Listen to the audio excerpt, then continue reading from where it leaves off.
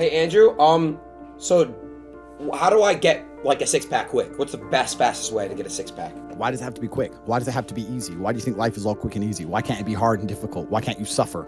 Because suffering is what gives it value. If everyone had a six-pack and it was quick and easy, then it wouldn't be valuable, would it? If everyone walked around with a six-pack and they got it easily, then no one would give a shit. The whole point is that it's difficult to get. Value is linked to difficulty. If you want something that is valuable, you need something which is difficult to obtain. You shouldn't be thinking about quick and easy. You should be thinking about hard, suffering, pain, going through it. That's what you should be thinking about. This is going to be hard, but I'm going to do it anyway. Because when it is done, then everyone's going to know that I went through something difficult.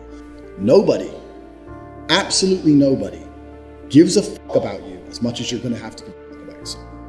Nobody cares about you as much as they need to care to fix your life. But nobody is going to come to your bed, drag you out of bed, drag you to a job, force you to work hard. You are never going to have any of the things you want if you do not get them yourself.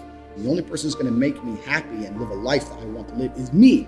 Nobody's going to do it for me. People say, Tate, what motivates you? And I find that I think that's a stupid question.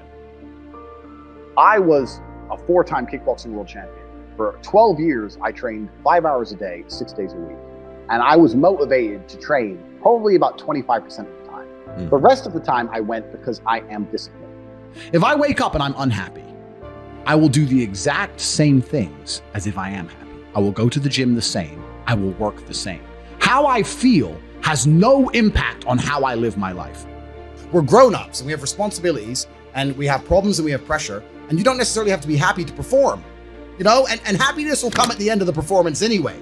But if your number one goal as a man, if your number one mission in life is just to be happy, that's going to be an extremely vaporous existence, and you're not going to be a man of substance. Your ability to deal with stress, the amount of stress you can deal with as an individual, is directly correlated to your success level. If you can deal with stress all day, you're going to be successful. If you collapse under stress, you're not going to be successful. There's no way to the top without stress involved. But there is a massive correlation between success in life and stress tolerance. The more stress you can tolerate, the better your life's going to be. One of the only things in this world you can control is your state of mind. You can't control the weather. You can't control other people. You can't even control your health. One of the very few things in the world you have genuine control over is your state of mind. If you can't control that, then you're just a feather in the wind and life's going to blow you around. I can't imagine truly wanting to quit something and not being able to quit. I can't imagine it. When I talk to people who say, I want to quit smoking, I say, when? They go, oh, well, soon. Well, that means you don't want to quit. You want to keep smoking for a while and quit later. I can't imagine a mind frame or a mindset where I want to do something and can't do it. It's almost difficult for me to answer that question, because if you have that kind of mind, if your mind is so fundamentally broken that you cannot do with your own mind what you want to do, then you're just, right? Life is hierarchical. There's always going to be kings and there's always going to be peasants. If you have a mind that you can't control, then you're never going to be a king. You're going to be a peasant. That's your life. You have a peasant's life ahead of you, and that's your destiny. Enjoy, right? There's always been peasants. That's life. But I believe that the most important thing you can do as a man is to gain control of your mind. Once you have control of your mind, life is so ridiculously easy. People say to me, Tate, you're in good shape, but all you do is drink vodka and travel the world. You're never even home. You never even have a gym. How do you do it? It's ridiculously easy if you control your mind. If I decide to do 1,000 push-ups, I'll do them. Maybe I have to do them one at a time. Maybe I'll get tired. Maybe I need a break. I'm going to do 1,000 because I said I'm going to do 1,000. Everyone knows what they're supposed to do. You either control your mind or you don't. And all of these things stem from the same problem. It's something you can do. It's something that is learned. It's something that is taught. Depression is the ultimate motivation. If you're unhappy with your life and you're depressed, I don't expect you to be popping pills and sitting laying in bed. I expect you to give me a huge list of everything you're achieving per day. Depression's a fantastic motivation, but people are told the opposite. No, a lot of people's problems are all in their mind. And I'm not saying that mental conditions aren't real, because absolutely some are. But I try and explain to people, look, the only thing on the planet you have genuine control over is your state of mind. You can't control the weather. You can't control anything. The only thing you can affect in genuine real time is how you feel in your head. How you view the world absolutely and utterly shapes how you react to the world, how you act in the world, how people view you. It's all down to how you view things. You have to believe you're the fucking man, and you have to believe you can achieve anything. I'm not saying you can achieve anything easily. I'm not saying it's not going to take a whole bunch of work. I'm not saying it's going to happen quickly. But you have to believe you can achieve anything. When I tell people that you are the sum of the 5 people you spend the most time with, everyone agrees. They go, yeah, that's probably true. And then they continue to hang around with people who they don't want to be. Why? There has to be a point where you sit and go, okay, you're my friends, et cetera, et cetera. I love you guys. Yeah, we can talk, whatever. But I'm on a different life path. You have to leave some people behind.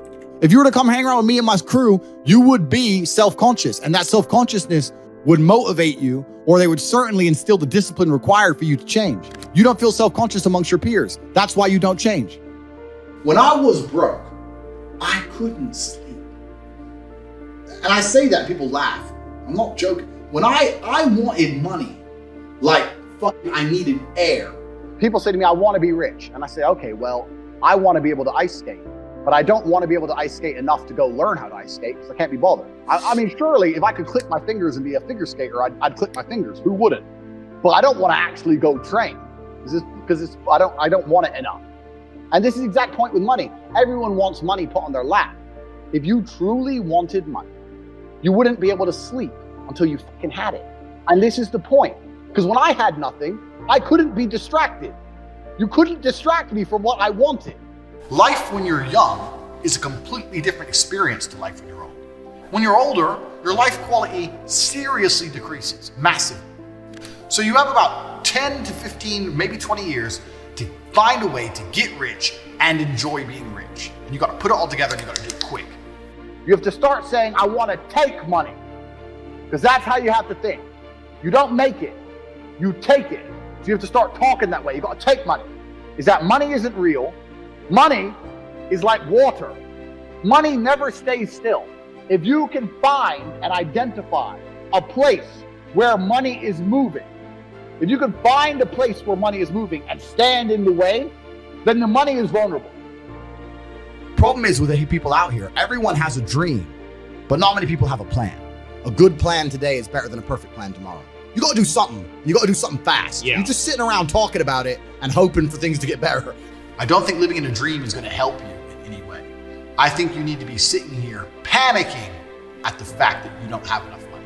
You need to be concerned and worried and sad, and you need to do something about it today. Because that's how I started my first business that made me $1 million. I sat in my room, pissed off, and I fucking came up with the idea. Most people see people with things they want and they don't do the second half. They don't try and work out how they got that thing. Oh, my man has a Ferrari. Okay. I wish I had a Ferrari. Okay. They don't sit there and go for an hour. How did he get a Ferrari? It doesn't cross that part is the part they don't want to do, right? They just go, oh, he has a Ferrari. Wish I had a Ferrari. And they go back to TV. Yeah. And that's why they lose. You need to understand that in this world, there's a whole bunch of people doing amazing shit that you are not doing. And that needs to piss you off. Because if it pisses you off, you become motivated all of a sudden. You need to be annoyed, and I'm telling you to be angry. Anger is a fantastic force. You take that anger and you direct it in the correct direction. And listen, you may feel fired up for 10 minutes after this little talk, but you're not going to feel fired up forever. You need to put systems in place. You need to get discipline. You need to get an atmosphere of people around you who are going to keep you accountable and not make it easy for you to continue to be a fucking nobody. And then you're going to fix your life. Otherwise, you're going to stay a nobody. If you were genuinely pissed off about your situation, you would not need me to motivate you. You would motivate your fucking self, and you would do something to change it yourself. Motivation isn't real. Everyone says this. Motivation is not real. Discipline's real. I do not feel like training, but I still train because I'm a disciplined individual. You don't get to go through life only doing the things you feel like doing.